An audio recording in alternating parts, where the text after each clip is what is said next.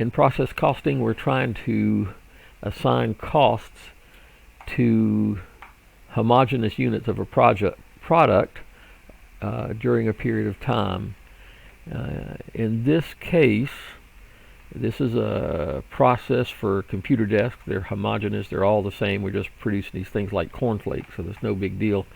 No change, and there's no jobs to assign these to. In job costing, it's easy to assign costs to a particular job. You know where the people worked, you know where the materials went. In process costing, it's hard to know how to assign all the costs to something. For example, we have $28,200 worth of cost this month, direct materials and conversion costs, conversion being direct labor and factory overhead. So how much of that $28,200 should be assigned to the units that were completed, 40 units completed, and how much of that should be assigned to the 20 units that were still in process? And that's we have to figure out what the equivalent units of production are for each of the categories, materials and conversion. So in this case, units that are complete and transferred to finished goods, that's easy. They are 100% complete for materials, and they are 100% complete for conversion cost. Easy to do. So the equivalent units of production is simply the number of units that were transferred out times the percent complete for materials. Whoops. That's an unfortunate formatting, so we're going to get that back to where we want it to be. Come on now. There we go. So 40 units times 100% complete for materials gives us 40 equivalent units. The same thing's going to happen for conversion cost. 40 units times 100% again gives us 40 units. That's easy to do. In this case, for the items that are still in production, still in work in process, they are 100% complete for materials, and that's pretty common for the materials to be added at the beginning of a process, but it's not always the case. And they're 80% complete for conversion cost. So if we do the same math here,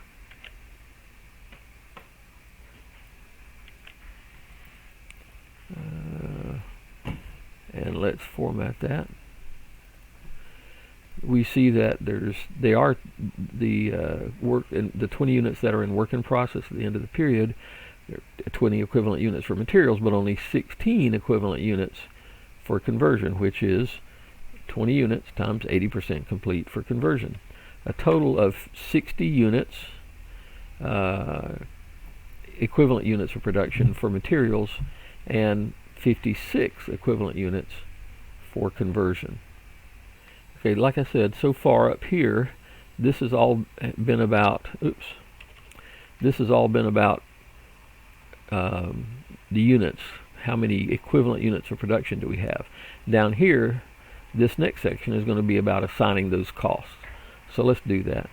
The cost per equivalent unit, easy to do. We'll just say there's 60 equivalent units for materials, $24,000 in cost. Cost per equivalent units is a division. Take the cost, divide it by the number of equivalent units. Excuse me. So there's $400 assigned to each computer desk that for direct materials. For conversion, same process, total cost divided by total equivalent units, and we get $75 for conversion cost. Okay, we've done the heavy lifting. Now it's just a simple matter of assigning these costs. Cost of goods finished and transferred out. Materials. We have 40 units, 40 equivalent units of production at $400 per unit cost, or $16,000. The conversion cost for the finished goods, the goods that were finished and transferred out, is 40 equivalent units times $75 or $3,000. The total for those is $19,000. That is the cost that we're going to assign to the finished goods that were transferred out. Now, the same thing goes for cost of goods and ending, the cost of the ending work in process inventory.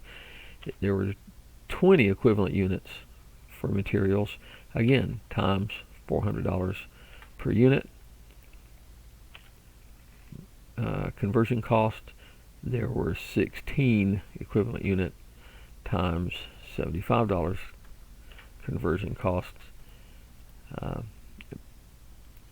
$75 per unit, and that gives us $9,200 total for our cost of ending inventory, cost of work in process ending inventory. So what we've done here, these are the units that we wanted to account for, and we've accounted for them right there as equivalent units of production. Here are the costs that we wanted to account for, and here we have accounted for them. We've taken these raw numbers and we moved them into the different parts of our inventory. Finished goods, we transferred $19,000 to that, and cost of work in process has $9,200 in it. And that's how you do a cost of production report using the weighted average method.